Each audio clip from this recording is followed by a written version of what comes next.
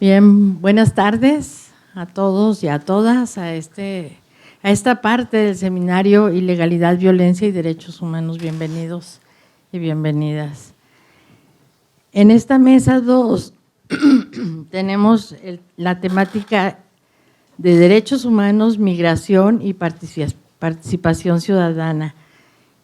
Y contamos con valiosas participaciones de colegas, académicos y gente de las organizaciones sociales de Ciudad Juárez que son muy activas y comprometidas.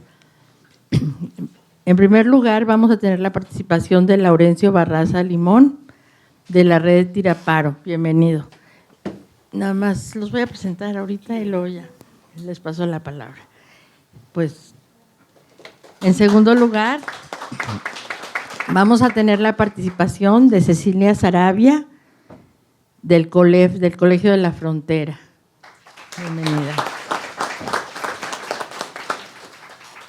Rodolfo Rubio, también del Colegio de del Colegio de Chihuahua, perdón. Y por último, Benjamín Apocalipsis, de CIPESES, una organización social en Ciudad Juárez, y también director de investigación y posgrado de la UACH. Así que, como ven, están participando instituciones muy importantes de la ciudad y, bueno, son colegas que llevan mucho tiempo trabajando en estos temas. En primer lugar, le voy a dar la palabra a Laurencio Barraza Limón, del Red Tiraparo. Muchas gracias. Muchas gracias, maestra.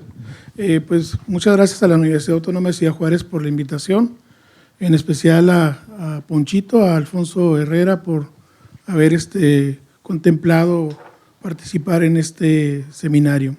La ponencia que les voy a presentar la denominamos Juventud y Derechos Humanos. Semanas atrás acudimos actores locales a una convocatoria hecha por el Colegio de la Frontera Norte para hablar sobre el estado que guardan los derechos humanos en nuestra ciudad y cómo los definimos. Quienes acudimos, academia, funcionarios de gobierno municipal, estatal, Comisión de los Derechos Humanos, la nacional y la estatal, así como algunos grupos de la sociedad civil, identificamos que hablar de los derechos humanos no es algo sencillo y la interpretación de ellos se filtra por la especialidad de cada uno de las personas, en este caso de las personas que participaron. Las y los participantes nos posicionamos desde ese rol y pocas veces desde la complejidad que implican los derechos humanos. Quedó claro que hablar de ellos conlleva por lo menos articular el espacio, el tiempo que incluye las necesidades humanas, sociales y económicas de la población por un lado y por otro la dignidad humana que este apartado resulta ser tan amplio y complejo. Además, incluye cómo se operan los derechos humanos y a quién le corresponde garantizarlos. Cuando hablamos de los derechos humanos, invariablemente pensamos en el derecho, en el marco normativo, es decir, en las leyes. En ese sentido, son pocas las voces que ponen a las condiciones socioculturales como parte de los derechos humanos. Nos preocupa que a pesar de carecer de una interpretación compartida, se fortalezcan visiones que reduzcan la fuerza que cuentan los derechos humanos. Por ejemplo, recientemente en la ciudad de Chihuahua, un joven revirtió la decisión de los directivos de su escuela de suspenderlo del plantel por traer el pelo largo. Para los directivos, las y los jóvenes tienen que llevar el pelo corto porque así lo establece el reglamento interno de la escuela. Ya ni se diga las intervenciones de prevención del delito en las que se revisan las mochilas de los alumnos en las escuelas secundarias para ver si no traen consigo algún tipo de drogas u otros tipos de artefactos. Preguntas como, ¿existen procedimientos, protocolos para garantizar los derechos? ¿Cuál o cuáles son las referencias que tenemos que acudir y considerar para garantizarlos y defenderlos? ¿Existe un orden que debe seguir estas leyes? Tratados, firmados, o bien, si es más importante, un reglamento de escuela, un programa de seguridad pública. cuándo es la obligación del Estado para garantizar los derechos. Lo preocupante es que en algunas ocasiones se considera los derechos humanos como un contrasentido de la democracia. Hace días participé en una reunión en otro municipio del estado donde uno de los ponentes afirmó en clara oposición a mi punto de vista: ¿para qué dar pláticas de derechos humanos a jóvenes en conflicto con la ley? Es delicado, se les da armas para evadir la justicia. Lo anteriormente dicho pretende aclarar que solo la pregunta de qué son los derechos humanos, sin especificar nada, nos lleva a largas e interesantes discusiones que muchas de las veces poco son retomadas en el ámbito de las políticas públicas. ¿Qué pasará cuando la pregunta es qué son los derechos de las juventudes? La Convención Interamericana de los Derechos Humanos para las Juventudes nos comentan que las juventudes conforman un sector social que tiene características singulares en razón de factores psicosociales, físicos y de identidad que requieren una atención especial por tratarse de un periodo de la vida donde se forma y consolida la personalidad, la adquisición de conocimientos, la seguridad personal y la proyección al futuro. Si contemplamos que entre las juventudes se dan graves carencias y omisiones que afectan su formación integral, al privarlos o limitarlos de derechos como la educación, el empleo, la salud, el medio ambiente, la participación en la vida social y política y en la adopción de decisiones, la tutela judicial efectiva, la información, la familia, la vivienda, el deporte, la recreación y la cultura, en general, se deja a la deriva o el joven. A pesar de que el Estado mexicano no es parte de esta firma de las convenciones, resulta un referente necesario, ya que nos ofrece elementos o pautas sobre las juventudes y sus derechos. Las juventudes cuentan con derechos políticos, derechos sociales, derechos económicos y culturales. También existen mecanismos para su protección. Lo interesante, desde mi punto de vista, en esta convención es que refiere a la necesidad de comprometer a los estados parte a formular, políticas y proponer programas que alimenten y mantengan de modo permanente la contribución y el compromiso de los jóvenes a una cultura de paz y el respeto a los derechos humanos y a la difusión de los valores de la tolerancia y justicia. En el caso local, ¿dónde están las juventudes? Aquí les ofrezco este mapa que quiero referir. Esta parte. Soy percusionista, entonces mi pulso es maraquero. Esta parte. Porque esta es la población de 15 y 17 años, de acuerdo a la información de INEGI. Esta es la información, es donde se encuentra la población, de 15 a 29 años, donde están los jóvenes. Y quisiera llamar la atención en esta parte, en esta imagen. Desde el año 2000, diferentes investigaciones realizadas por el COLEF, la UACJ, el Colegio de Chihuahua, la Universidad Autónoma de Chihuahua, así como grupos de sociedad civil, hemos advertido sobre un comportamiento atípico respecto a las estadísticas y al comportamiento sociodemográfico a nivel nacional en cuanto a las condiciones sociales. Para las organizaciones lo venimos denominando o nos llama la atención lo que conocemos o hemos dicho como media luna, cuya extensión territorial abarca desde el poniente de la ciudad hasta el suroriente. Para el año 2000, esta media luna concentraba una parte importante de la población juvenil. Son las zonas de mayor concentración de jóvenes y en cambio es donde existen menos hospitales, escuelas de nivel secundario y preparatorias, ya no se diga universidades. Pero también presenta el mayor número de embarazos a temprana edad, el consumo de sustancias, así como un mayor número de detenciones arbitrarias. Para el 2015, el 31% de la población de Juárez se agrupa en las edades de 12 a 25 años. El 25% de la población de 12 a 15 años se encontraba, fuera de la escuela, siendo los hombres los que más han desertado o siguen desertando. En el ciclo escolar 2017-2018, nos dice las estadísticas oficiales, el 78% de la población en el estado, aclaro, no concluyó el ciclo escolar. Sin embargo, este porcentaje está por debajo de la media nacional, 13 puntos. A nivel nacional es 91.2. Lo anterior habla de la existencia de miles de jóvenes sin opciones en edades muy tempranas que de no atenderse se convertirán en un problema que los dejará al mejor postor y pasarán a ser parte de las estadísticas delictivas o pasarán. Desde otra perspectiva, es un bono demográfico que demanda intervenciones integrales a fin de reducir brechas, barreras y de ser posible revertir los procesos de exclusión y criminalización. Nosotros como Red de Experiencias Juveniles Comunitarias nos encontramos en esas 120 colonias realizando diferentes programas y proyectos para las juventudes.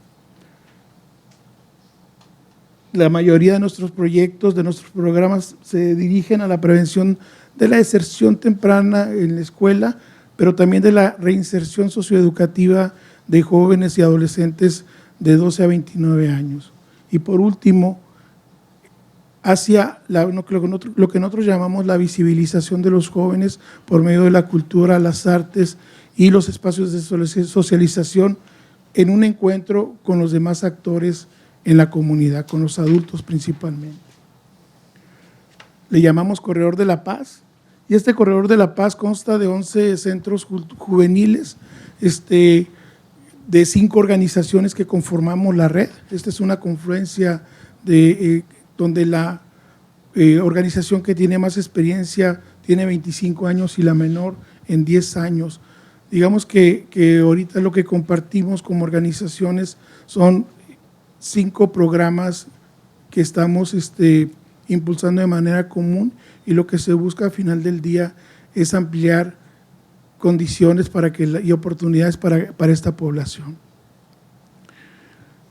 Porque desde nuestro punto de vista son contados, mejor dicho, los podemos contar con los dedos, los programas que promueven su desarrollo, los programas gubernamentales. Las políticas públicas le deben mucho a las juventudes. Eso ha incidido para que miles de adolescentes y jóvenes crezcan en las últimas décadas en contextos de vida precaria entre el abandono, la pobreza y la violencia, que los ha colocado en condiciones de vulnerabilidad y riesgo. ¿Qué son los derechos juveniles ante estas realidades? ¿Cómo es que puede un joven entender qué le asiente la Constitución y cómo puede garantizarlos, cómo puede vivirlos? A nosotros nos interesa que esta perspectiva de la juventud se empiece cada vez a visibilizar y a entender que es necesario hablar de los derechos. Tenemos que avanzar en este reconocimiento de los derechos de las y los jóvenes, la promoción de mayor y menores oportunidades para ellos y la consecuente obligación de los estados de garantizar y adoptar las medidas necesarias para el pleno ejercicio de los mismos. Nos interesa entonces que esta parte de derechos y juventudes las podamos seguir hablando, construyendo de la mano con las y los jóvenes. De mi parte es todo. Muchas gracias.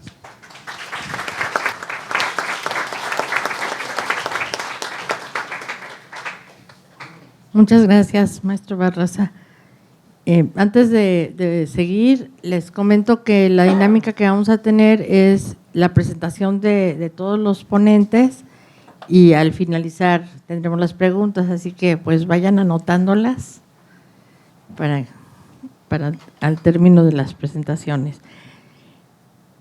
Ahora vamos a tener la participación de la doctora Cecilia Saravia con el tema Vulnerabilidad de los migrantes, una respuesta a partir de la sociedad civil. Adelante. Muchas gracias. Buenas tardes a todos y a todas por estar aquí. Gracias por la invitación Y antes de empezar quiero dar las gracias a Aarón Venegas, que está sentado aquí enfrente y que es una persona que ha sido mi cómplice en lo que voy a presentar a continuación. El objetivo de esta presentación es compartir una experiencia de apoyo a un grupo migrante en situación de vulnerabilidad, migrantes lésbico, gay, bisexual y transgénero, y una serie de reflexiones en torno a las condiciones de violación de derechos humanos y de la participación ciudadana en cuestión de apoyo a los migrantes. Quiero hacer una advertencia de que esto no es una ponencia académica, parte de un acercamiento de algo, de un interés genuino de apoyo incondicional y que he tratado de tejer un poco con lo que yo hago dentro de la academia, pero no es netamente académico. Bueno, la modalidad de la migración en Juárez a partir del 2018 mostró una situación extraordinaria o emergente. Uno de los cambios más importantes fue la diversidad de los perfiles, la cantidad y la forma de migración en grupos. A partir de ese año disminuyó la migración indocumentada de mexicanos a la frontera y en su lugar aparecieron grupos de personas procedentes de varios países. Este panorama de cambios en el patrón de migración me refería en este momento a lo que pasó en el 2016 en la frontera de Tijuana, Baja California, donde se presentó una migración de personas haitianas provocada por condiciones de contingencias climáticas, un sismo en el 2010 y otra en el 2016, y esto era una situación que oíamos mucho de manera muy recurrente en los periódicos y toda la problemática que tenía la vecina frontera. La situación suscitó en esta frontera la falta de capacidad de albergues, la prolongación en los tiempos de espera para el trámite del asilo político en Estados Unidos, una serie de infracciones a los derechos humanos, desde humillaciones, discriminaciones, etcétera, de las y los migrantes en el trayecto a su destino. Según un estudio realizado por la Comisión Nacional de Derechos Humanos y el Colegio de la Frontera Norte, la situación reflejaba un desplazamiento forzado interno de personas debido a condiciones de violencia generalizada en las localidades de origen, que ocasionó un círculo vicioso de infortunios como la demora en los trámites, que agravaron toda la situación en México, el desconocimiento del idioma español, una migración con altas expectativas de inserción laboral y educativa, el carácter discrecional con que el Estado mexicano, a partir de la Unidad de Política Migratoria, aplicó disposiciones administrativas y gestionó la movilidad humana, la victimización de la población migrante que padeció robos y extorsiones, la necesidad de diseñar y aplicar protocolos en situaciones de crisis migratoria, la violación sistemática al derecho de solicitar asilo, la violación de los derechos de las personas como la necesidad de vivienda digna y alimentación, careciendo de servicios básicos y por tanto vulnerables a sufrir delitos, caracterizándose como una crisis humanitaria. Todo esto que pasaba me recordaba también cuando nos reflejábamos un poco en Colombia y que decíamos esto no nos va a pasar, y que a los pocos años nos pasó, y cuando veíamos a Tijuana nosotros decíamos esto no nos va a pasar. Y bueno, hoy en día esta situación se repite en muchas de las condiciones en la ciudad, pero de manera exponencial, lo que complejiza la atención de las y los migrantes.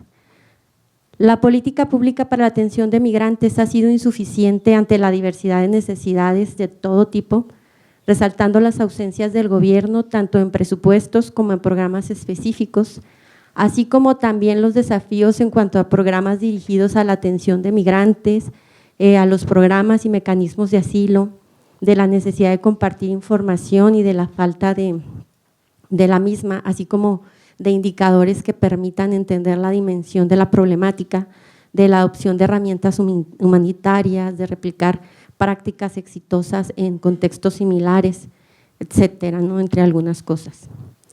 En la coyuntura, la falta de atención integral a los migrantes promueve al mismo tiempo, desde mi punto de vista, un círculo vicioso de inseguridad y de violencias, como la violación a los derechos humanos, la trata de personas, las redes del narcotráfico.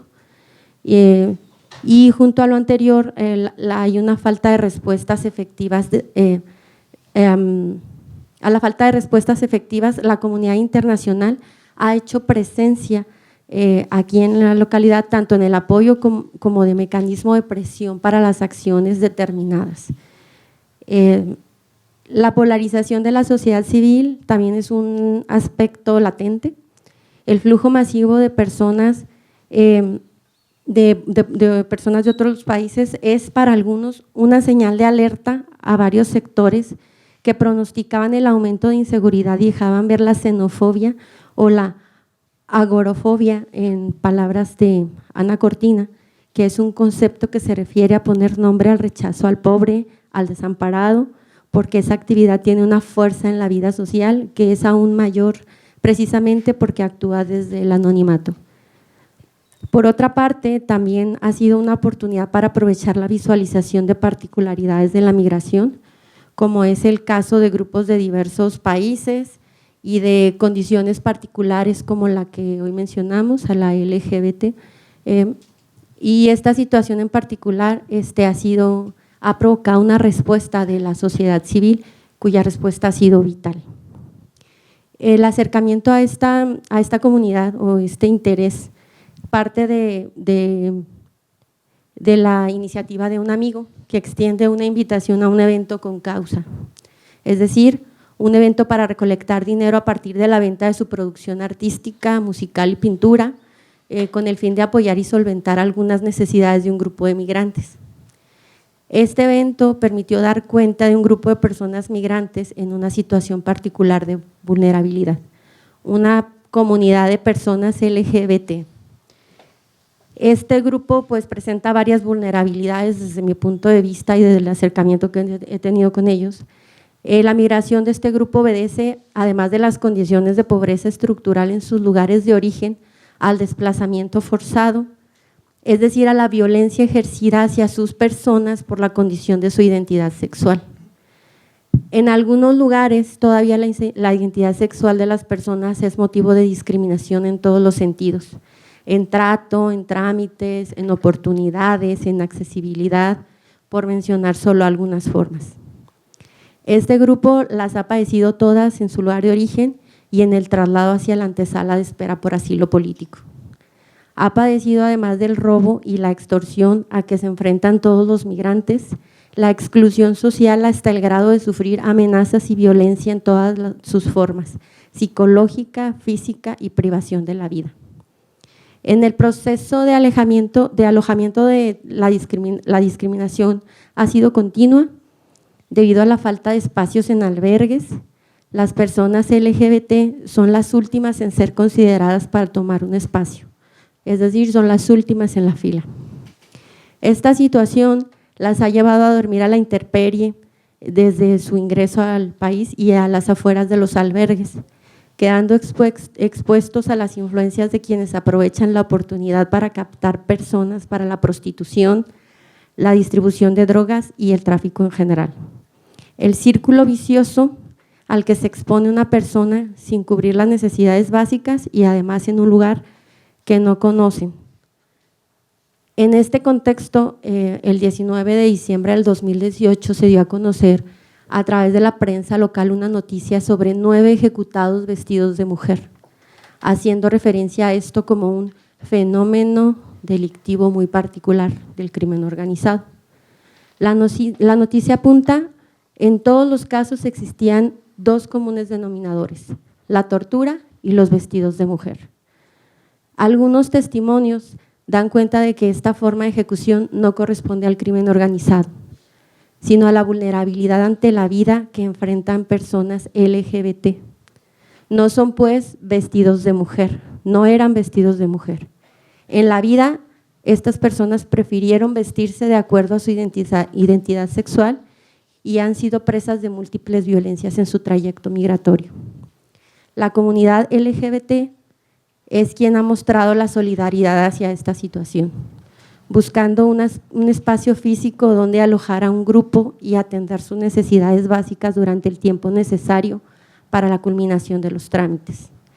Sin embargo, el esfuerzo no es suficiente, pues los requisitos que hay que cubrir para la renta, para la donación y para todas las necesidades no son fáciles de cubrir, pues no son una AC, no cumplen requisitos formales.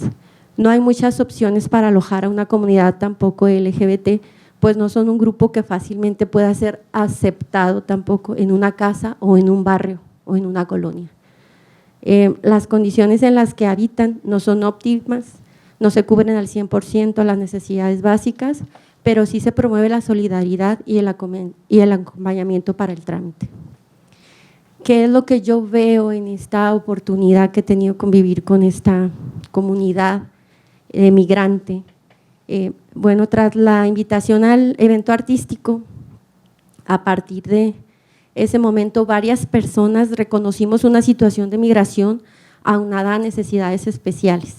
En este caso, además de las condiciones particulares ya mencionadas de la falta de capacidad en albergues, la prolongación en los tiempos de espera para el trámite del asilo político en Estados Unidos, las infracciones a los derechos humanos se sumaba la guarda o secrecía de identidad de estas personas por huir de condiciones de inseguridad debido a su identidad sexual, las vejaciones físicas y psicológicas sufridas en su lugar de origen y las condiciones de salud por ser algunos VIH positivos, entre otras cosas. Ante este panorama, el apoyo surgió en primer momento, como les contaba, por un grupo de la comunidad LGBT, quienes al conocer la situación de pobreza extrema ofrecieron enviar dinero en efectivo para cubrir algunas necesidades básicas. No hubo condiciones de apoyo, solo la idea de seguir en comunicación a partir de particulares, en este caso Aarón Venegas, para conocer las necesidades y continuar con envío de dinero principalmente para alimentos. Posteriormente, varias personas de manera particular u organizada acercaron todo tipo de recursos como apoyo jurídico, capacitación, dinero, alimentos, ropa, cosméticos y seguimiento a los avances en los procesos y en la mejora de las condiciones tanto de las personas como del lugar en el que habitaron. Los grupos de personas interesados veo yo que hacen uso del capital social, el que poseen, entendiendo como las características, una serie de características de la organización social, tales como redes, normas y la confianza para facilitar una coordinación y una cooperación para un beneficio común. Y tejen redes de solidaridad por la causa. Esto fue lo que yo analizo de esta situación. En este sentido, ha sido vital la comunidad binacional. Aarón en este caso es del Paso y trae apoyo para Juárez y invita a Juárez para apoyar en El Paso, que en ambos lados de la frontera se suman esfuerzos. Y la participación ciudadana o política que se realiza a partir de la crisis migratoria se puede por lo menos visualizar de manera parcial o de manera muy general en dos sentidos. Desde un punto de vista, se entiende una participación política como aquella que se distingue por actividades relacionadas precisamente con la vida política y se mide por un nivel de participación en donde van de menos a más la intensidad de la intervención. Y en este sentido, se señalan 4 formas de intervención, ¿verdad? La primera, que es el ejercicio del voto; la segunda, las actividades de las campañas; la tercera, la práctica de actividades comunitarias o de acciones colectivas dirigidas a alcanzar un fin específico; y la cuarta se deriva de algún conflicto en particular. En este caso, la participación política que se deriva de este conflicto en particular, que es la crisis migratoria, y en ambos lados de la frontera, se identifica como una reivindicación a una postura anti-Trump. Es una comunidad que generalmente está en contra de la política antimigrante y que está reaccionando a la violación de derechos humanos en ambos lados de la frontera. Por otra parte, la participación ciudadana, que son también todas aquellas prácticas a través de las cuales la ciudadanía pretende incidir sobre alguna dimensión de lo público, se determina por la incidencia en acciones concretas para atender a la población migrante y se identifica con una participación en un nivel de asociación que es uno de los más altos. La comunidad no solo se informa, sino que busca también hacer algo en lo que pueda sentir que está provocando una mejora en la situación. Ha sobrepasado la no participación y los grados de simbolismo, es decir, ha llegado a esa acción específica. Esto tal vez es resultante de un desgaste del tema también antiinmigrante en Estados Unidos, y en términos generales nos habla de una dimensión sana de la democracia, en donde la ciudadanía se siente libre de participar todavía, y eso también es algo rescatable. Bueno, enlistar las acciones que se han emprendido para apoyo a la comunidad migrante LGBT resulta interesante desde dos puntos de vista también: el de la crisis humanitaria y el de la participación ciudadana. En cuanto a la falta de garantías de derechos humanos, es decir, la crisis humanitaria, las personas migrantes de la comunidad LGBT sufren de discriminación en los centros o albergues oficiales debido a su condición. Ante la situación extraordinaria se prioriza siempre el apoyo por sectores, y este grupo pues siempre es el último, no tiene preferencia. Su recepción, traslado, alojamiento y atención, además de que rebasa la capacidad de las instancias de gobierno, no es atendida por él mismo, sino por la sociedad civil, que es la que ha dado mayor respuesta, tanto de manera organizada como no organizada, es decir, en cumplimientos de intereses individuales, sin atender a objetivos predeterminados por algún grupo. En segundo punto, se relaciona con la participación ciudadana no institucionalizada, de la que sabemos poco también acá en la ciudad, y que, como ya se mencionó, por un lado deja ver un contexto democrático en donde la información fluye, la posibilidad de manifestarse también es latente, y la posibilidad de tomar acciones para actuar en favor de alguna causa es reflejo de un poder ciudadano.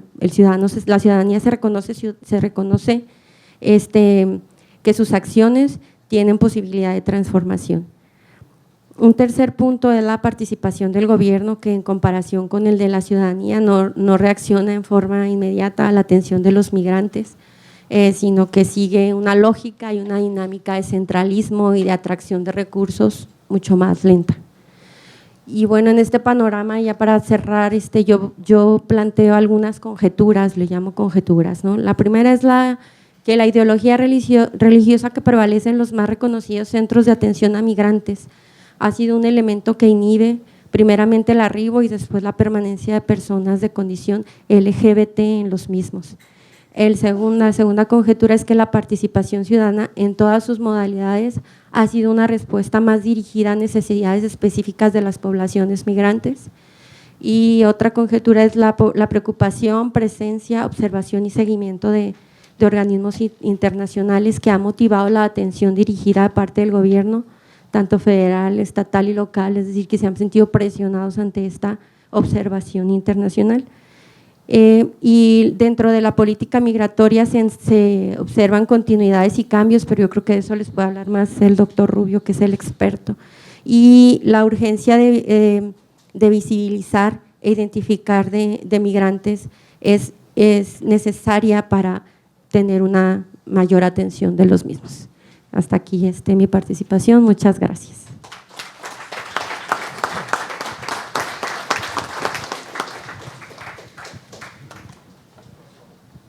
Agradecemos la participación de la doctora Cecilia Saravia y pasamos la palabra al doctor Rodolfo Rubio con el tema Migrantes internacionales en tránsito por Ciudad Juárez, elementos contextuales para entender el proceso reciente.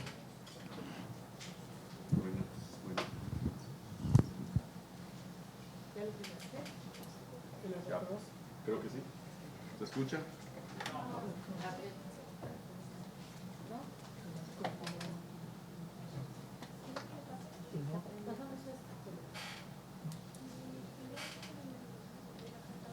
Gracias.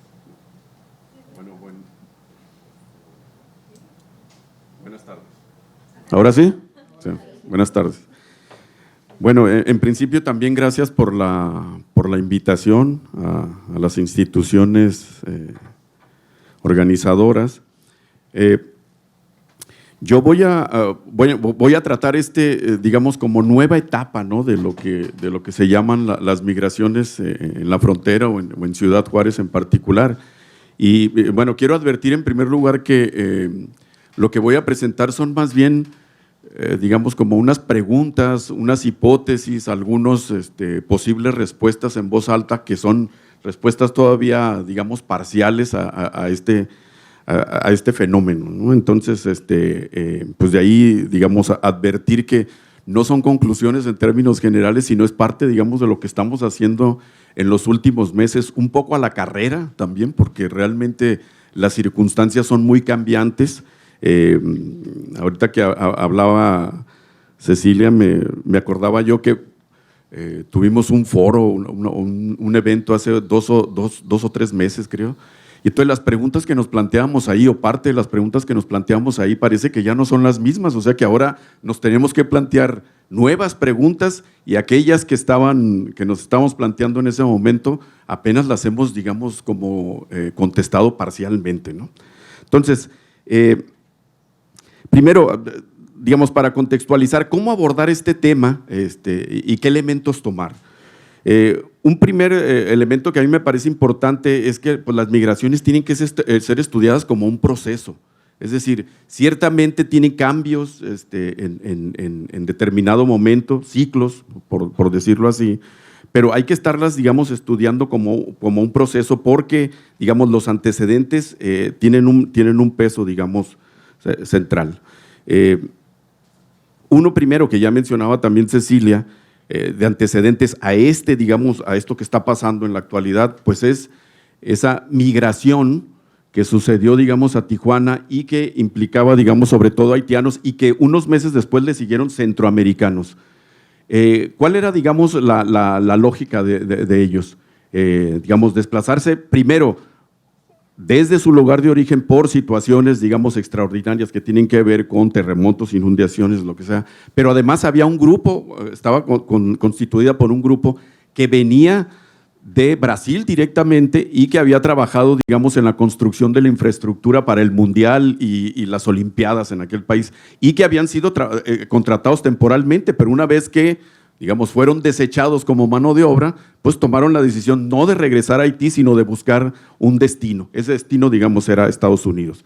Pero una de las características era que lo iban a hacer ahora solicitando asilo al gobierno de Estados Unidos. Es decir, no llegarían como muchos de los flujos que conocemos a la frontera intentando cruzar de manera indocumentada. Entonces, y otro antecedente importante es, pues, los flujos organizados, que también se les llamó caravanas de alguna manera, de personas migrando de Medio Oriente hacia Europa hace unos 5 o 6 años aproximadamente, ¿no? Entonces, esos dos elementos a mí me parece que son muy importantes para explicar lo que ha pasado aquí. Mientras se presentaron esos flujos, esas caravanas, todos estábamos preocupados por en qué momento iban a suceder las famosas y anunciadas repatriaciones masivas de mexicanos a partir de la amenaza, digamos, del gobierno de Estados Unidos. Luego, en el último año, digamos, las condiciones han sido muy cambiantes, ¿no? Yo me acuerdo, digamos, que en un principio, cuando fuimos a estudiar lo que estaba pasando en Tijuana, cuando las primeras caravanas estaban llegando allá, nos dimos cuenta primero de dos cosas. Y aquí me tomo un dato, digamos, que a mí me parece muy importante. Cuando se les preguntaba por qué estaban llegando a Tijuana y no a otra ciudad fronteriza, a los migrantes que estaban llegando ahí, una de las respuestas principales era porque Ciudad Juárez es una ciudad muy peligrosa. Entonces, por lo tanto, estamos llegando a Tijuana, ¿no? Si tomamos en cuenta el mapa que pusieron hoy en la mañana, pues los dos son como los puntos rojos así centrales, ¿no? Pero y aquí abro un paréntesis. Uno, digamos, de las explicaciones que daban ellos era esa, pero a mí me parece que las dos ciudades son peligrosas, pero ¿hay alguna circunstancia, razón de por qué hacia el exterior Ciudad Juárez aparece como una ciudad más peligrosa, digamos, que Tijuana, ¿no? Y eso es algo que nos tenemos que preguntar en el marco de este seminario, ¿no? Luego, a mí me parece que los marcos tradicionales para estudiar la migración de alguna manera ya quedaron obsoletos, ¿sí? Esta idea de lugar de origen y lugar de destino, de factores de expulsión y de atracción, me parece que sigue por ahí, digamos, teniendo una cierta importancia, pero ya no son, digamos, tan relevantes.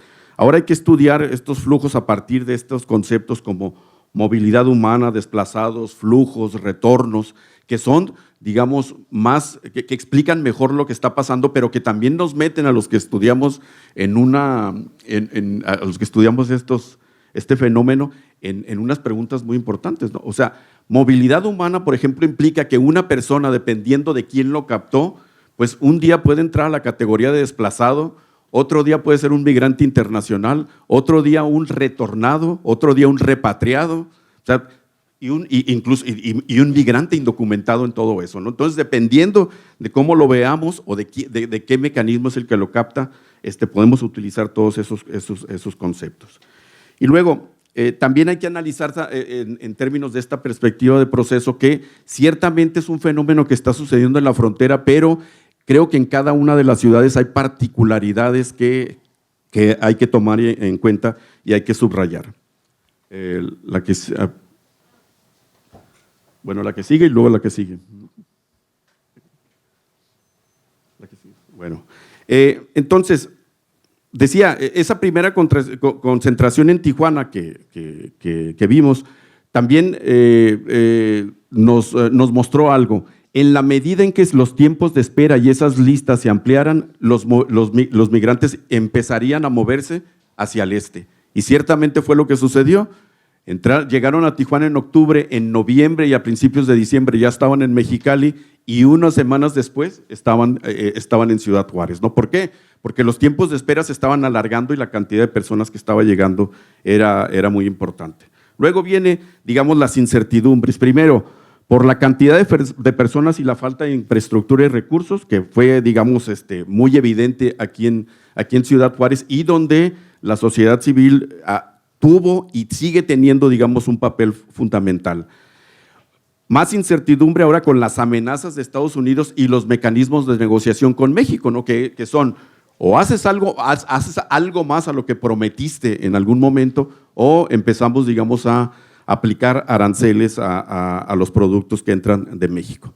Y luego la incertidumbre ante la circunstancia de los migrantes que nosotros llamamos como retornados. En un primer momento, los migrantes retornados eran únicamente aquellos que entraban, digamos, por algún lugar de la frontera y directamente se entregaban a las autoridades estadounidenses, básicamente centroamericanos. Un segundo momento dijo que ya esa circunstancia dejaba de ser así y entonces, por lo tanto, en medio de las negociaciones también entraban aquellos que estaban haciendo la solicitud formal en un en un puerto de migración y como ya no los podían tener en Estados Unidos, también empezaron a formar parte de los retornados. Entonces, las circunstancias, como decía, son cambiantes de unas semanas o de unos días a otro y eso va generando, digamos, una mayor incertidumbre. En la mañana también se mencionaba, ¿no? Esta circunstancia de los retornados es lo que se llama de alguna manera el tercer país, que México lo es de facto, aunque no digamos de hecho, está funcionando como tal. Luego, en el caso de Ciudad Juárez, y esa es una circunstancia muy particular, se abre una ruta de cubanos, de tal manera que entre febrero, marzo, abril y mayo, básicamente la migración, los migrantes internacionales que llegaron aquí eran cubanos. ¿Qué circunstancia aquí fue muy importante? Que en un principio los cubanos que estaban llegando a Ciudad Juárez tenían un trato especial de parte de las autoridades estadounidenses. Es decir, no los estaban retornando y los estaban dejando ya en el interior de Estados Unidos, primero algunos en un centro de detención, pero como la mayoría tiene familiares o redes allá, pues ellos estaban desplazando, digamos, hacia esos lugares, ¿no? En esta negociación, o esa negociación que hubo con México, Estados Unidos le pidió a México que incluyera, que ya en esa negociación de retornos iban a estar incluidos los cubanos, ¿no? ¿Por qué se abre la ruta? Porque precisamente Estados Unidos les estaba dando un trato especial y una de las cosas que tienen bastante bien avanzados los migrantes son los mecanismos para intercambiar información a través de las redes sociales, ¿no? O sea, la información fluye rápidamente de tal manera que alguien nos contaba en algún momento que los aviones que estaban llegando a Ciudad Juárez por ahí marzo y abril, pues el 80% de los viajantes eran cubanos, ¿no? ¿Sí? Precisamente, digamos, por por esa razón. Y este es un fenómeno que sucedió en Ciudad Juárez y que no se repite, digamos, no se ha repetido en algún otro momento de los últimos meses. Entonces, al final de cuentas, digamos, estamos hablando de las caravanas y de los centroamericanos, y los centroamericanos y las caravanas de centroamericanos, pues al final en esos meses representaban apenas el 15 o el 20% del flujo que estaba llegando, digamos, a Ciudad Juárez, ¿no? Luego aparece, digamos, la Guardia Nacional, ¿sí?, para colaborar en la estrategia de contención y en este caso, digamos, de vigilancia en la frontera, ¿no? Los que hemos estudiado los flujos en la frontera nos hemos dado cuenta que ya sea que sean, digamos, que la guardia esté, o la guardia, a ver, se me fue la palabra, que sean los vigilantes del lado de Estados Unidos, que pone, digamos, ahí el ejército o a vigilar. Sucedió exactamente lo mismo cuando la Guardia Nacional se puso aquí. O sea, está visible, está allí, pero tiene un efecto sobre los flujos en términos de que los desvía, ¿sí? Y los desvía y los lleva a otros lugares, de tal manera, digamos, que estos migrantes internacionales que se estaban entregando, pues estaban yéndose hacia lugares más peligrosos, más complicados, digamos, en el cruce, y la Guardia Nacional pues tenía, digamos, ahí quizá la intención de que se viera que estaba haciendo algo y que a los ojos de Estados Unidos pues eso tenía, digamos, algún efecto importante.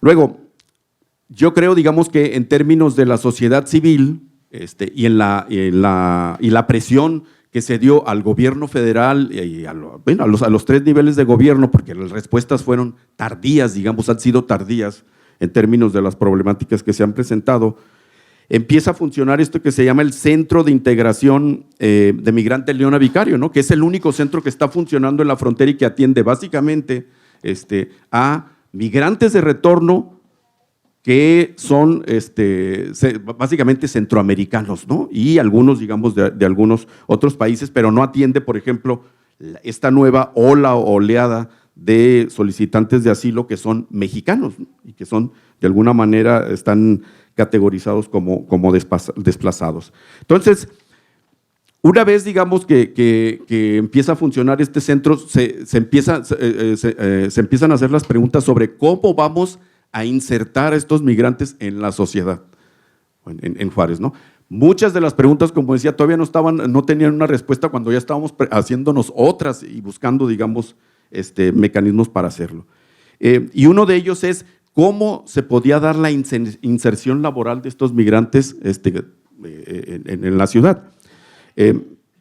Y ahí había, digamos, varias respuestas. Primero, en esta ciudad, históricamente, ha habido ciertos programas buscando insertar migrantes en el mercado laboral y, desde mi punto de vista, ninguno de esos programas ha tenido éxito en algún momento. Son muy pocos, digamos, los migrantes, porque, digamos, ya tienen esa idea muy clara de que su lugar de destino es Estados Unidos y que aquí están, digamos, de alguna manera de tránsito. Luego, para insertar a estas personas que básicamente sí van a estar mucho tiempo aquí, e incluso muchos de ellos, como presentaré unos datos más adelante, ya piensan quedarse a vivir en México, incluso en Ciudad Juárez, lo que nos dimos cuenta es que no hay un plan integral para insertarlos. Por ejemplo, los que están en los albergues y que les ofrecen trabajo, lo primero que se preguntan, bueno, ¿y quién va a cuidar a mis hijos dentro de los albergues? Entonces, parece, digamos, que una parte nada más es la inserción laboral, pero se necesita otro tipo de elementos que son inserción escolar, salud, vivienda, que no están, digamos, todavía tomados en cuenta. Luego, otro elemento detonante, después de algunas semanas y de que se empezó a funcionar este centro, fue la decisión de la Corte Suprema de Estados Unidos de empezar a restringir las solicitudes de asilo. La decisión está tomada, aunque en términos operativos todavía no se lleva a cabo. Esa decisión como tal fue, creo yo, y esa es una hipótesis que yo tengo, el atenuante de que empezaran a llegar más mexicanos a solicitar asilo en la frontera. ¿Por qué? Porque ya, digamos, los solicitantes de asilo ya no pueden ser extranjeros ubicados en la frontera, según lo que decidió, digamos, la Suprema Corte, aunque como digo, lo siguen haciendo, pero parece ser, digamos, que lo van a seguir haciendo solamente hasta un determinado momento en esas listas, digamos, que están ahí, en esas listas de espera.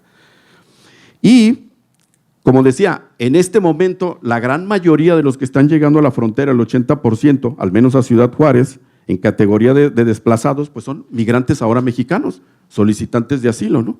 Están localizados, digamos, los que vivimos aquí ya más o menos los tenemos ubicados. Pero algo que es importante, hay que decir algunas cosas aquí. Primero, ellos no quieren formar parte de ninguna lista y parece, digamos, que incluso hacer una lista iría en contra de sus derechos humanos porque se trata de desplazados y entonces, por lo tanto, no se puede tener información registrada con sus nombres. Están localizados también en los bordes de la frontera porque no quieren, digamos, ser los últimos de la lista, porque si ya están ahí los centroamericanos en aquella lista, yo no voy a esperar los tiempos que tienen ellos para ser atendidos. Entonces, por lo tanto, yo estaré aquí y me quedaré hasta que me atiendan, digamos, sin tener que esperar toda esa lista que está ahí en espera. Entonces, están organizados a través de líderes, eso es muy claro, y digamos, se tiene que garantizar pues su libertad de tránsito y su localización en cualquier punto. Entonces, digamos, en este transcurso, en este proceso que yo he intentado, digamos, aquí sintetizar de alguna manera, obviamente hay varios huecos que yo no aquí he mencionado. Creemos, digamos, que es necesario contar con una aproximación de la cantidad de personas con base en distintas categorías que pueden ser lugar de origen, edades, género, perspectivas, qué esperan, digamos, en el futuro. Y en esa tarea, digamos, estamos algunos, un grupo, digamos, de investigadores de migración sobre temas migratorios que formamos parte de las universidades y de los centros de investigación aquí locales, tratando pues de buscar cómo estudiarlos, cómo hacerle y que esa información pueda tener, digamos, una utilidad, ¿no? En términos de políticas públicas, en términos de programas. La semana pasada, por ejemplo, llevamos a cabo una encuesta entre migrantes internacionales y la encuesta pues, tiene, digamos, una particularidad o un destino muy claro. El 1 de octubre, el gobierno de México echó a andar un programa de regularización temporal para migrantes internacionales, pero con la circunstancia de que ese programa solamente se aplica a aquellos que llegaron antes del 1 de enero de 2017. Entonces, la idea de nosotros es hacer una sugerencia, ¿sí? Digamos, proponer un cambio, digamos, a ese programa, porque lo que sabemos es que la gran mayoría pues, de los que llegaron y que forman parte de ese grupo de migrantes internacionales, pues lo hicieron o llegaron, digamos, hace un año, ¿no? A partir de hace un año. Y entonces el programa, digamos, lo que estamos proponiendo es que se abra a una condición especial a los actuales o que en su defecto, digamos, se haga un replanteamiento para que pueda incluir a estos. Y básicamente, digamos, por algunas hipótesis que nosotros nos planteamos y que, de las cuales les digo, digamos, algunos datos. Pudimos entrevistar a cerca de 1,100 migrantes extranjeros que se encuentran aquí en Juárez y entonces a nosotros nos preocupaban, o nuestras hipótesis eran dos, sobre todo, dos así básicas, o dos preguntas, digamos, que pusimos ahí. Primero, ¿piensa o ha pensado, digamos, en algún momento en las últimas semanas en quedarse a residir en México? Y segundo es, si no logra, digamos, si su proceso de asilo no se logra dar en Estados Unidos, ¿qué piensa, digamos, hacer? Entonces encontramos, bueno, les doy algunos datos de lo que hemos encontrado. Primero, a la pregunta de si ha considerado la posibilidad de quedarse en México, entre ellos Ciudad Juárez, el 45% nos dice que sí está considerando ya la posibilidad. O sea que, digamos, otro 55% lo está, digamos, no ha pensado en esa posibilidad. Por nacionalidades, los datos, digamos, son más contundentes, por ejemplo, para los cubanos. El 75% de los cubanos dice que se va a quedar en Ciudad Juárez ya. Luego, dependiendo, digamos, del tiempo de llegada, del tiempo de salida y lo que llevan en este proceso, entre más largo sea el tiempo, más es la posibilidad que dicen de quedarse en este momento, y esa es una correlación muy clara, es decir, entre más tiempo llevan desde que salieron de su lugar de origen al momento en que les aplicamos la encuesta, el porcentaje va creciendo. ¿Qué quiere decir eso? Pues quiere decir que estos que estamos captando de un mes o de apenas 2 meses, que el 30% o el 35% nos dice que se va a quedar, seguramente conforme pase más el tiempo, tomarán, irán considerando pues la posibilidad de quedarse en México. Por ejemplo, los que dicen que, los que ya llevan entre 5 y 6 meses que salieron de su lugar de origen hasta el momento de la encuesta, ya el 65% dijo que se iba a quedar en México. De ellos, el 33% ya está pensando en regularizar su estancia en México, ¿sí? Otro 20% dice que, otro 30%, fíjense aquí, por ejemplo, normalmente cuando los que elaboramos estadísticas y datos, el no sabe o no contestó no es importante, pero aquí no sabe o no contestó es muy importante porque no tienen la menor idea de qué es lo que va a pasar, digamos, con ellos, pero el 30% no sabe qué va a hacer todavía, ¿no? Y luego un 20% sí tiene muy claro que va a regresar a su lugar de origen en caso de que no pueda, digamos, seguir con este proceso, y luego pues las hipótesis van cayendo. El 11% dice que si ese proceso no llega a su fin, pues va a cruzar de manera indocumentada a Estados Unidos, ¿sí? Incluso, digamos, ahora que la Organización Internacional de las Migraciones tiene la posibilidad, o les da la posibilidad de retornar a su país de origen, hay algunos que dicen que van a retornar a su país de origen porque la siguiente entrevista la tienen dentro de 3 o 4 meses, entonces van a estar allá mientras regresan, digamos, al día, digamos, que está contemplada la entrevista, ¿no? Entonces, con estos datos, lo que nosotros queremos, digamos, es decir, aquí está, digamos, una buena cantidad de personas que ya piensa quedarse en México, que piensa regularizar su estancia, que se quiere quedar a trabajar aquí y que el gobierno, digamos, a través de ese programa le debería, digamos, de posibilitar hacer, digamos, regularizar su estancia en México.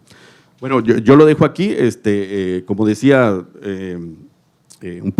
disculpen los brincos y los saltos, pero digamos, lo que quería es dar un contexto, digamos, general. Gracias.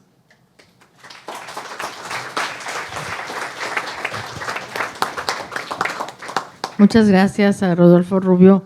Ahora pasamos la palabra al doctor Benjamín Apocalipsis, que es nuestra última intervención, sobre Juventudes y Ciudadanía, un enfoque pedagógico sobre el derecho a la participación ciudadana.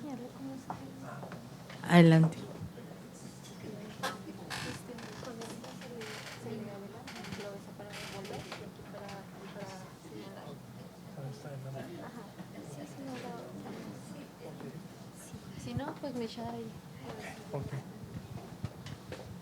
Hola, muy buenas tardes. Muchas gracias a la Universidad Autónoma de Ciudad Juárez por la invitación, muy en especial al maestro Alfonso Herrera por la invitación a este evento. La ponencia se titula Juventudes y Ciudadanía, un enfoque pedagógico sobre el derecho a la participación ciudadana.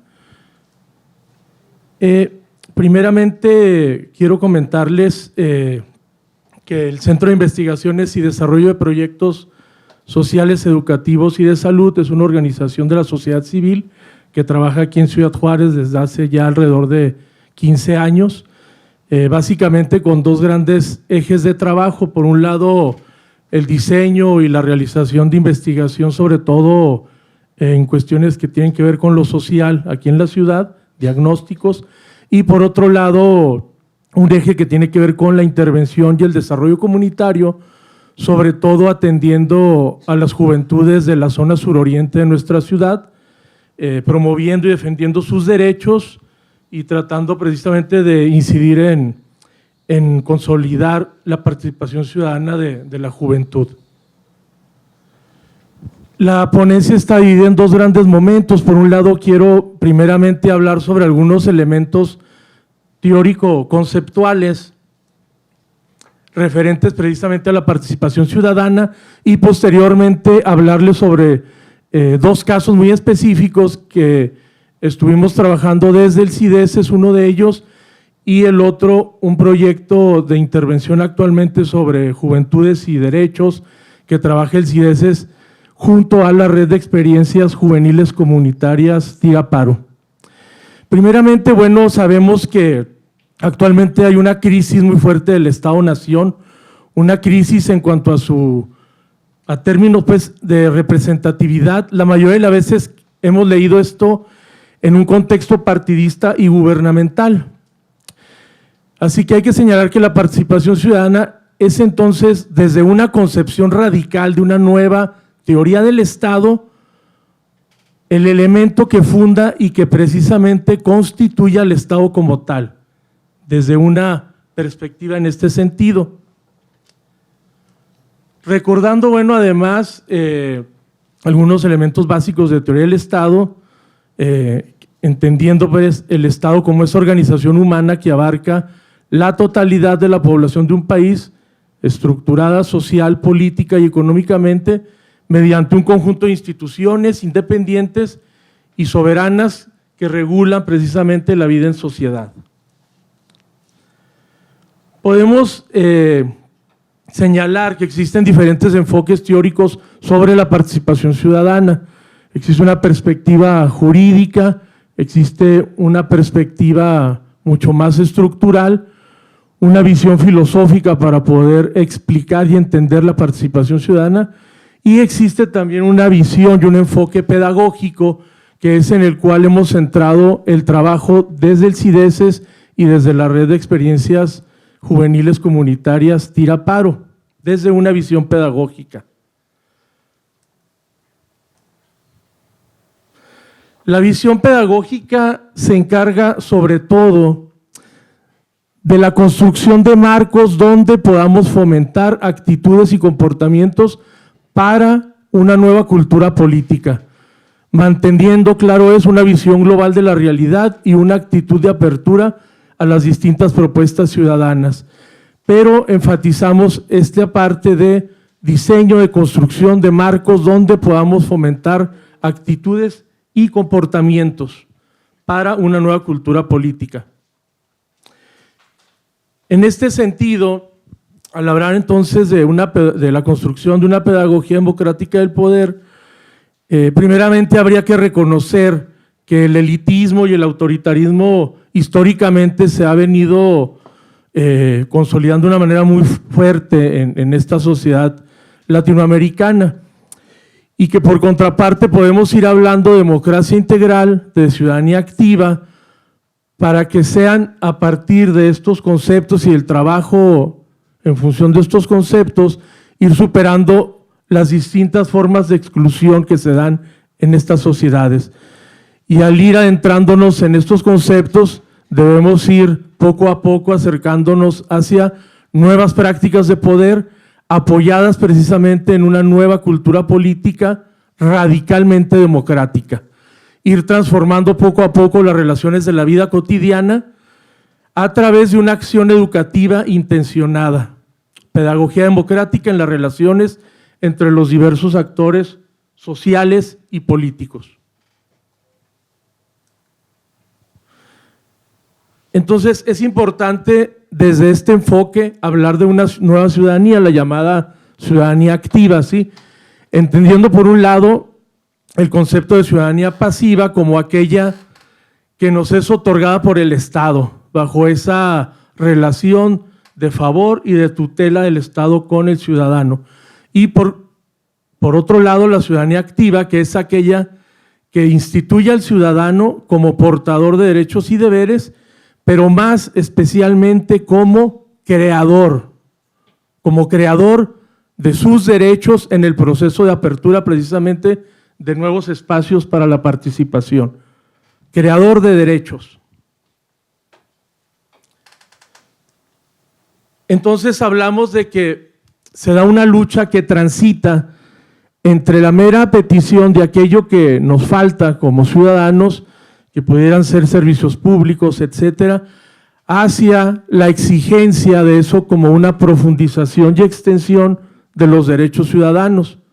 Una experiencia, pues, entonces, que va a transformar nuestro entorno en diferentes ámbitos.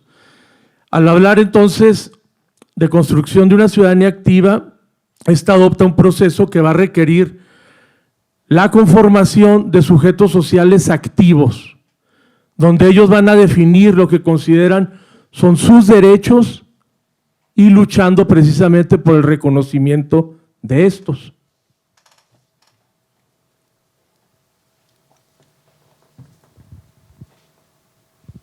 Entonces existe esta necesidad de ir construyendo una democracia integral y una ciudadanía activa que precisamente nos lleve poco a poco a ir superando las distintas formas de exclusión que encontramos en nuestra sociedad. Ir estimulando nuevas prácticas de poder que se vayan apoyando en esta nueva cultura política radicalmente democrática.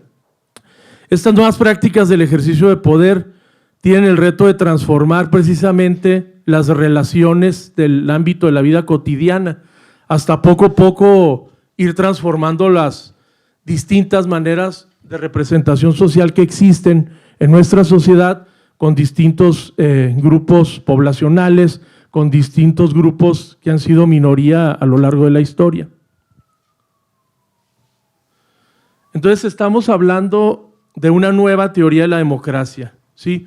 Un movimiento de los excluidos, un movimiento que es más de abajo hacia arriba y que vendría a establecer nuevos mecanismos, una nueva relación del Estado con la sociedad civil.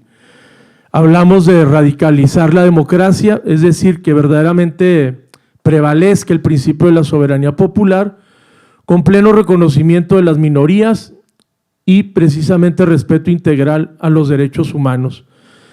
Esta perspectiva, este enfoque supera los límites de esa visión liberal porque va más allá de ese régimen de hablar solamente de libertades individuales y de representación.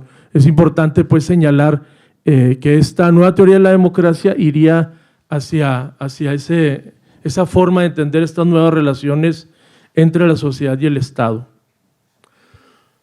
Una construcción entonces de una nueva relación Estado-sociedad y que fuera dándose una ruptura con las tradicionales formas de tutela precisamente del Estado sobre la sociedad. Una construcción distinta de lo público y vigilancia precisamente de las acciones del Estado por parte de la ciudadanía. Lo público ya no visto como solamente en relación o lo que refiere al Estado, sino lo público desde donde lo construye la propia sociedad civil, ir entendiéndolo de esta manera.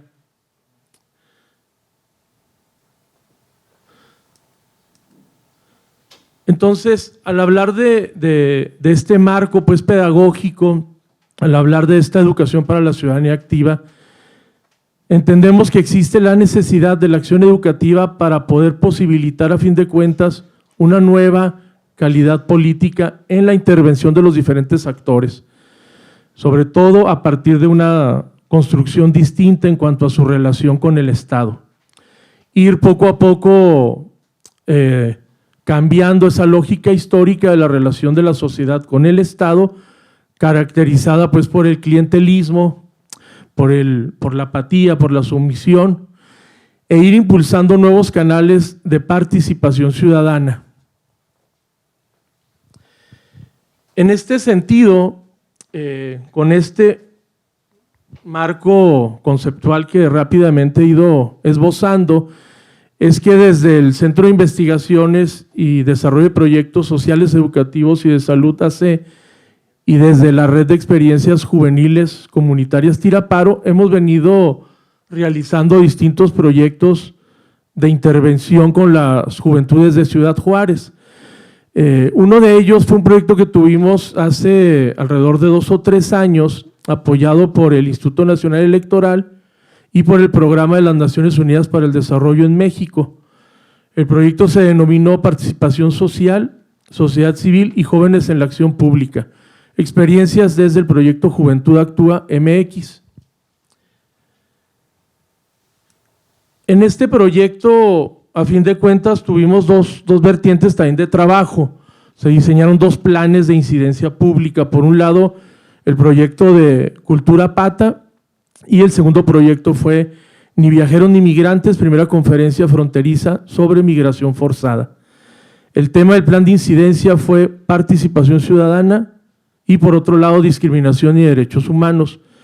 Fase de la política en la que se pretendió incidir en la agenda de gobierno local. Algunos apuntes sobre este primer proyecto. De manera específica, las y los jóvenes se muestran comúnmente alejados, o los vemos en ese sentido, o distantes de la política o de lo público. Por su parte, nosotros consideramos que las instituciones gubernamentales, particularmente a nivel local, no se encuentran realmente familiarizadas con la idea de la participación ciudadana directa. No entienden, a fin de cuentas, de manera profunda el concepto de política pública y todavía piensan como el ejercicio del gobierno de manera unilateral, donde solamente ellos van a decidir qué hacer en la agenda pública. La implementación de este proyecto en Ciudad Juárez se realizó en 4 etapas: la formación de formadores, la réplica de capacitación, la formulación de proyectos de incidencia y la implementación del propio proyecto.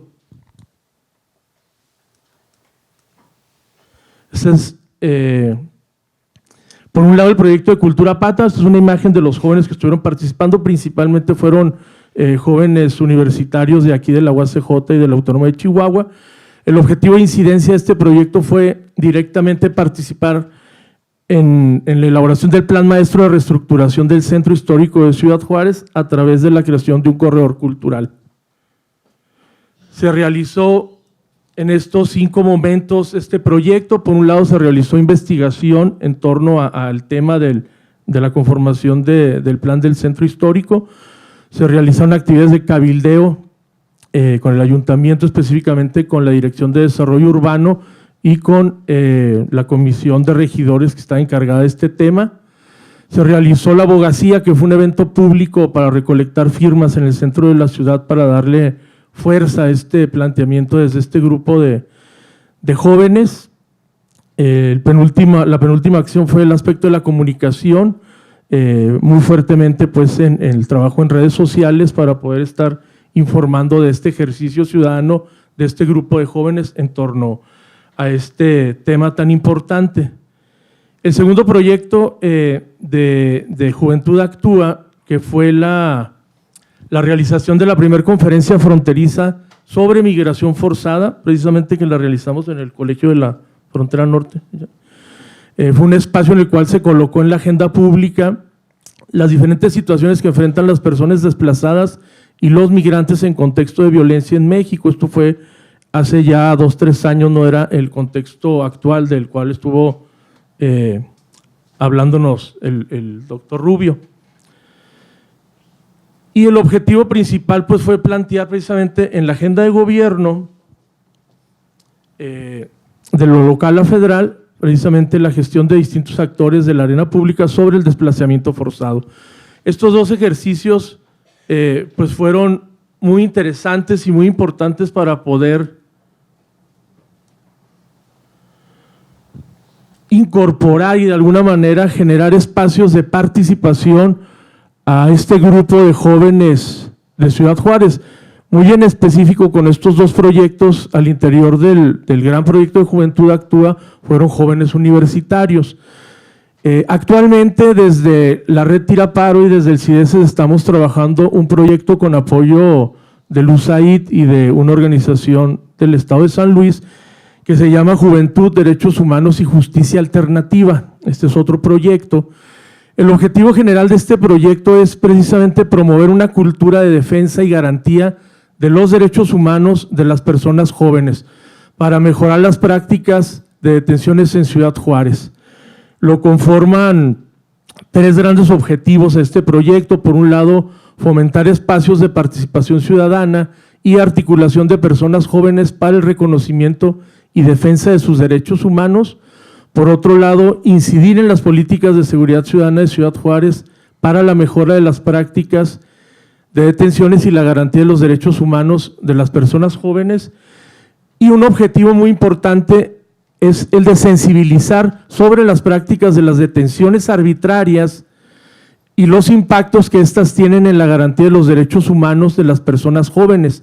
Es precisamente a través del objetivo específico número 1 que hemos estado desarrollando lo que se le llama al interior del proyecto las comunidades de aprendizaje para líderes juveniles.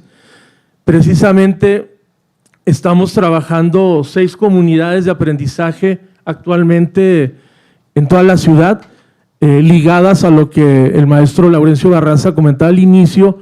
A través de este corredor de la paz tenemos ubicados 6 comunidades en centros juveniles donde se están realizando un ejercicio de formación muy importante con jóvenes de estas diferentes colonias.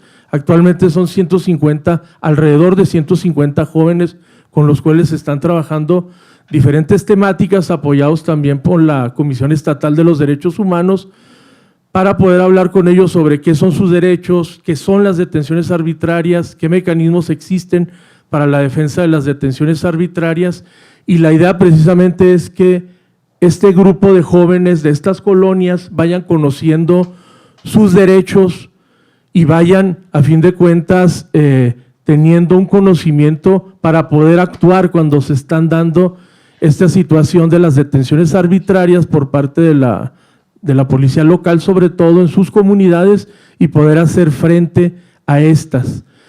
En este sentido, entonces, son, así muy a grosso modo, pues dos grandes proyectos que hemos venido trabajando en los últimos años, lo repito, desde la Red de Experiencias Tira Paro, desde el CIDESES, con la idea de llevar este marco conceptual desde el cual nosotros entendemos la participación ciudadana y cómo entendemos el aspecto de los derechos en las juventudes a la vida cotidiana de los jóvenes de nuestra ciudad, que realmente puedan tener el acceso a estos instrumentos, a estas herramientas, a este conocimiento, y puedan desarrollar pues su vida cotidiana de una manera distinta a partir pues de estos enfoques también teóricos tan importantes, y que debemos desde nuestra perspectiva no solamente trabajar en ciertos nichos como la academia o como las universidades, sino también poderlos llevar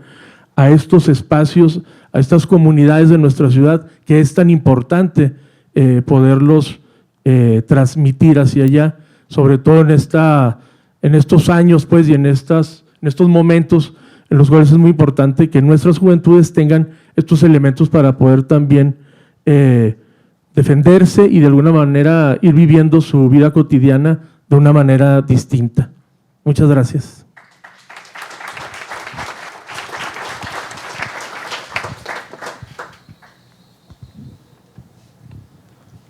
Bien, agradecemos la participación del doctor Apocalipsis, y ahora tenemos un tiempecito pequeño para 2 o 3 preguntas. Sí, adelante. A mí nada me gustaría si podría explicar un poco más a fondo lo de detenciones arbitrarias. O sea, podría ser, por ejemplo, que la policía municipal llegue con una persona y le haga una revisión de rutina de alguna manera como un poco arbitraria, ya sea por cómo se viste, cómo se ve, etcétera. Maestro Barraza. Que de hecho el maestro Barraza está coordinando ese proyecto.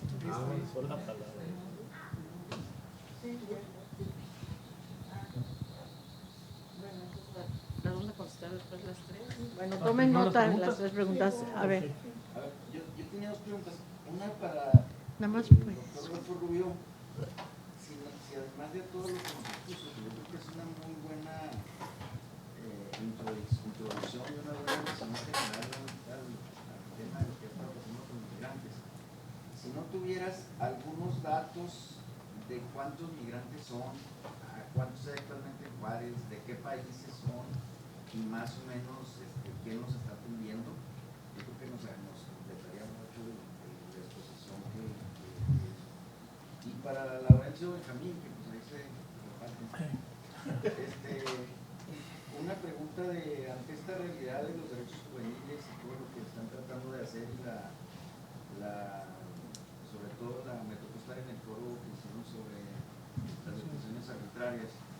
Más bien si tuvieran alguna propuesta ya sea hacia un sector académico como este o hacia el estudiantado o alguna cosa como cómo pudiera la sociedad participar o apoyar el trabajo que ustedes están haciendo. Muy bien. ¿La última? Bueno, Marta. Adelante.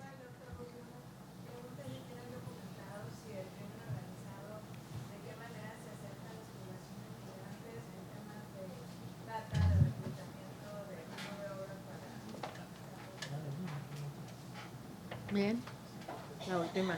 Sí, yo también para Cecilia quería preguntar si estas poblaciones LGBTI pueden encontrar trabajo si se los dan en las mismas condiciones que a otras personas o tienen solo acceso pues, a los empleos que ya sabemos que normalmente les proporcionan a estas personas. Muchas gracias. La detención arbitraria, miren, nosotros nos hemos encontrado que los jóvenes dicen, es que me agarraron con un toque y pues bueno, iba caminando, pero todo termina siendo una detención arbitraria. O sea, no, de acuerdo a la ley, lo que te dice el Estado o la policía debe de actuar en consecuencia cuando te agarren flagrancia. No hay otra manera. O cuando te está persiguiendo, o bien cuando lo dicta un juez, cuando hay un asunto que hay que retener como lo del caso de Rosario Robles, por ejemplo. Lo otro, que tú vayas caminando, pues estás gozando de tu derecho, que tú te convivas con otras jóvenes. ¿Cuál es el problema? Que tú puedas jugar fuera en el parque, ¿cuál es el problema? En todo caso nos lleva a definir o a diseñar, mejor dicho, otro tipo de programas que mejoren la convivencia social y se puedan establecer reglas, patrones de convivencia. Pero la detención arbitraria no es porque tengo la apariencia de rufiano, tengo la apariencia, o porque traigo rayas en mi cuerpo, o porque tengo en mi poder en este momento una dosis pequeña de marihuana, que es lo que nos documentan sistemáticamente los jóvenes. Lo que las pláticas que tenemos con los jóvenes justamente va en el sentido de cómo se puede decir a la gente de seguridad pública su situación, es decir, qué es lo que está haciendo como joven para que no sea la apariencia lo que lo lleve. A nosotros lo que nos parece muy importante en esos talleres es ir desmitificando también, ir dándole mayor presencia también al ejercicio policíaco. Miren, cuando les preguntamos a los jóvenes, ¿tú qué piensas de un policía? O aquí podemos preguntar, en el caso donde tenemos la referencia, en su mayoría nos dicen que son puercos, que son cerdos, que son unos hijos de la fregada, etcétera. Y cuando le preguntas al policía, ¿qué onda con el joven? No, pues son delincuentes en potencia. Ahí encontramos realmente un nicho de oportunidades muy importante que puede hacer mucho la mediación, que puede hacer mucho la justicia restaurativa, que puede hacer mucho contar con otro tipo de herramientas, de instrumentos legales que permitan mejorar esta parte. Sin embargo, lo que hemos notado, porque hemos acudido a Cuauhtémoc, sobre todo a las áreas rurales, la detención arbitraria se da por propósitos más políticos. Es decir, son encargos de las empresas, de los aserraderos, para que detengan a los jóvenes que están poniendo sus pancartas en contra de.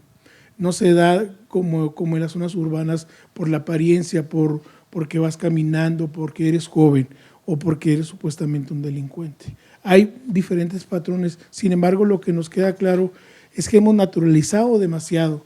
Cuando cualquier gente que ve, y con eso concluyo, ve a alguien ve a una policía que está actuando y nunca se pregunta si realmente fue una detención arbitraria.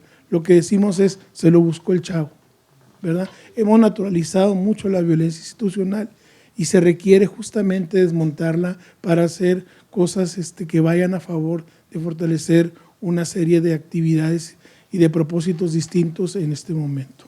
La otra pregunta de Hugo, se la paso a Benjamín.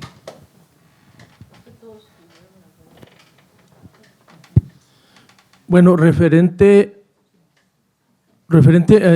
a esta pregunta, de manera muy precisa, lo que pretendemos es abrir comunidades de aprendizaje tanto en la Universidad Autónoma de Ciudad Juárez como en la Autónoma de Chihuahua.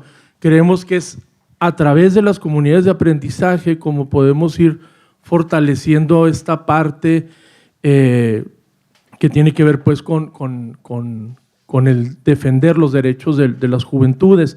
Y si queremos no solamente seguir en estos 6 espacios, en estos centros juveniles de estas colonias, sino a partir precisamente de cierta reflexión y de lo que estuvo tocándose en este foro que comentaba el doctor Hugo Almada, consideramos importante abrir comunidades de aprendizaje al interior de estas 2 universidades locales, y por otro lado estamos también empujando lo del protocolo de detenciones para adolescentes.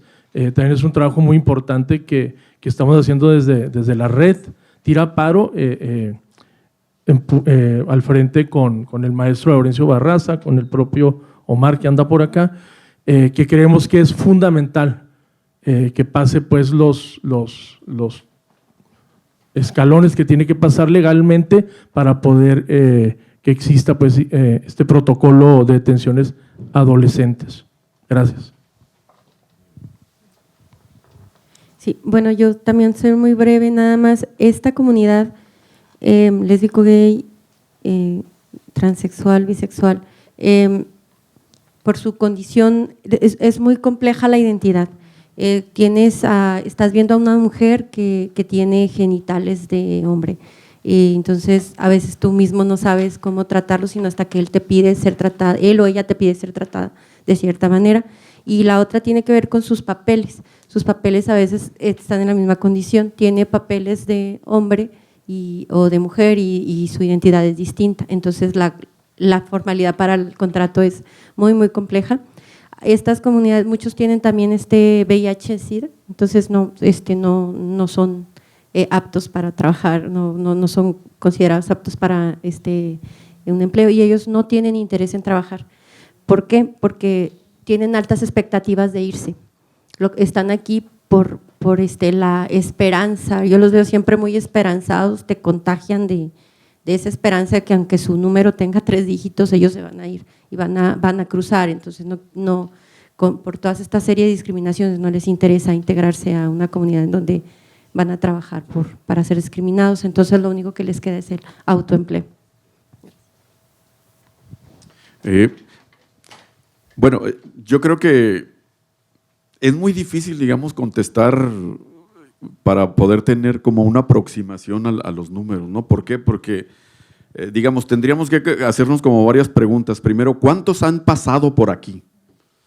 ¿Cuántos están registrados? ¿Cuántos son de retorno? ¿Cuántos son los que están en los albergues? Entonces, son preguntas, digamos, muy complejas que en términos demográficos yo creo que en algún momento vamos a tener como ciertas aproximaciones, pero nada más, ¿no? Por poner un ejemplo, la lista de espera ahora va más o menos como en el número 15,500 para los extranjeros. Cuando las autoridades de Estados Unidos le hablan a las autoridades de México y le dicen, hoy vamos a entrevistar a 40 personas, pásanos los siguientes 40 de la lista. Normalmente el 60% ya no está. Entonces, ¿qué pasó? Pues, algunos de ellos se entregaron, otros seguramente pasaron de manera indocumentada, otros En digamos, la Organización Internacional de las Migraciones dice que se han regresado 1,500 personas a través del programa que tienen ellos, ¿no? Entonces, realmente va a ser muy difícil. Cuando nosotros aplicamos esta encuesta, lo que quisimos hacer primero era una fotografía en 2 días e hicimos un barrido por todos los albergues. Creo que los albergues los tenemos más o menos bien estudiados a partir de estos datos que les decía. Pero, por ejemplo, los cubanos no están en los albergues. Entonces, lo que decidimos es ir a entrevistar en los puntos de retorno, de tal manera que pudimos ahí tomar más o menos como unos 250 o 275 cubanos en aproximadamente 10 días, ¿sí? Entre los que se acercan al punto y luego los que sí son retornados, digamos, de Estados Unidos. Entonces, tuvimos que buscar ahí como estrategias. Entonces, ya con eso completamos más o menos unos 1,100 entrevistados, con datos y con información, que es la que tenemos ahora y que estamos en proceso de presentar y tratar de incidir en esa política pública. Sobre la otra pregunta, realmente es muy poco lo que hay, o sea, no tenemos registrado nada. De hecho, nosotros lo que tenemos es una invitación abierta a ver quién quiere colaborar con nosotros para abarcar, digamos, una mayor cantidad de temáticas, porque realmente los 6 u 8 que estamos ahí no nos alcanza, ¿no? Creo que a mí me han pedido el divorcio 11 veces los últimos meses, entonces porque el tiempo no me alcanza, ¿no? Gracias. Faltó la pregunta de la vulnerabilidad de los migrantes ante las organizaciones comunitarias. Miren, ahí lo que sí hemos detectado pues es que los que más se acercan son las organizaciones de tráfico de indocumentados, básicamente. O sea, sí, evidentemente polleros, coyotes, como le quieran llamar, están, digamos, atentos a lo que está pasando, y obviamente aquellos migrantes que están más desesperados, pues algunos de ellos están recurriendo a entrar de manera indocumentada a Estados Unidos, ¿no? Porque no hay, digamos, otro mecanismo, o porque muchos de ellos ya se dieron cuenta que pues difícilmente va a ser posible que les den asilo, ya más o menos están interiorizados, ¿no? A mí me parece, por ejemplo, y algo que no mencioné, que el gobierno municipal lo ha hecho bastante bien, es cuando han surgido estos rumores de que esta última oleada de crímenes en la ciudad o de violencia la han asociado con migrantes, ha salido a decir claramente que no existe ninguna relación entre el incremento reciente de la violencia en Ciudad Juárez con la presencia de migrantes. Es decir, más bien han sido algunos de ellos víctimas pues, de la violencia, no más que ser, digamos, parte o aportar más al proceso, ¿no? Una pregunta, la encuesta, tal como está diseñada, ¿no la piensan aplicar a estos mexicanos que están por aquí? Empezamos el día de mañana. Sí. Necesitamos supervisores. Sí, mañana empezamos esa encuesta. Sí. ¿Qué edades tiene la muestra entrevistada a los 1,100 alrededor? ¿En qué edades está? Pues la mayoría, digo, a ver, los entrevistados son más o menos como unos 700, porque a los menores no los puede, pero sí los incluimos como parte del registro, ¿no? Es decir, sabemos que más o menos un 40% son menores de edad o niños, ¿no? Porque ese es el mecanismo que están utilizando, y luego las edades de los entrevistados forman parte pues, de las edades tradicionales de los migrantes, que se concentran entre los 20 y los 35 años. Ahí está el 60-70%.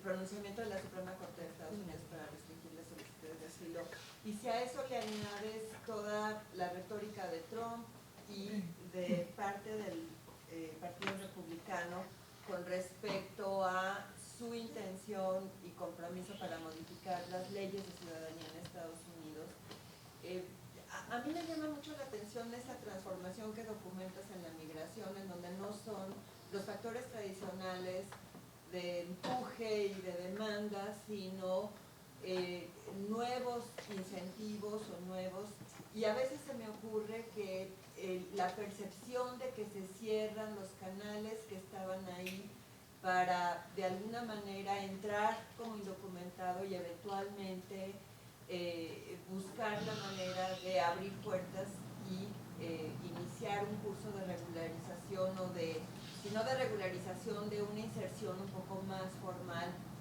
en 10, a lo mejor incluso vía los hijos en 20 años, se empiezan a cerrar, y en qué medida eso es un factor, un nuevo pull factor.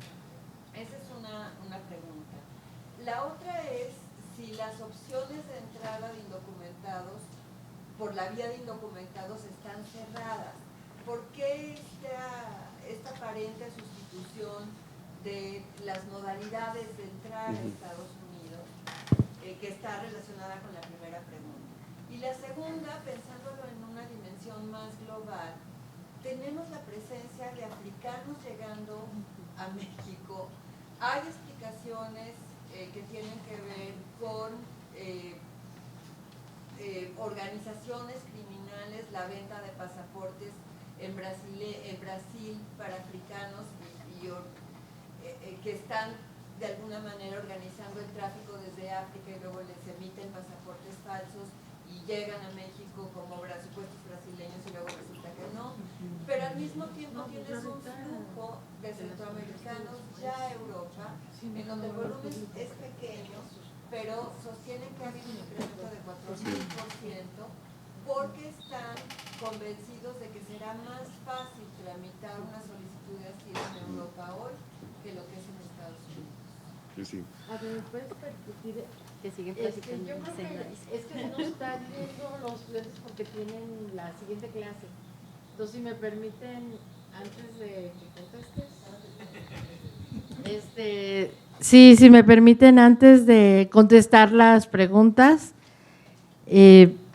porque si no vamos a tener público para aplaudir a tan valiosas participaciones. Muy interesante su panel, ha sido realmente un honor estar aquí. Les voy a entregar su constancia rápidamente y bueno, les voy a pedir un aplauso a ustedes para todos nuestros ponentes.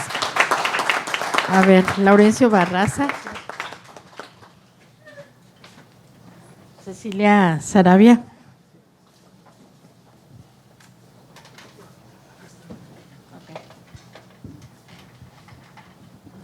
Doctor Rubio. Muchas gracias. Sí, pues sí, ¿no? Gracias. Muchas gracias, es un placer escucharle.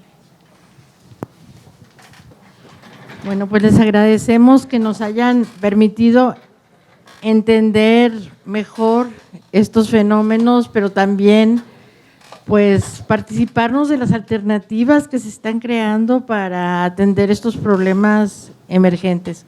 Muchas gracias.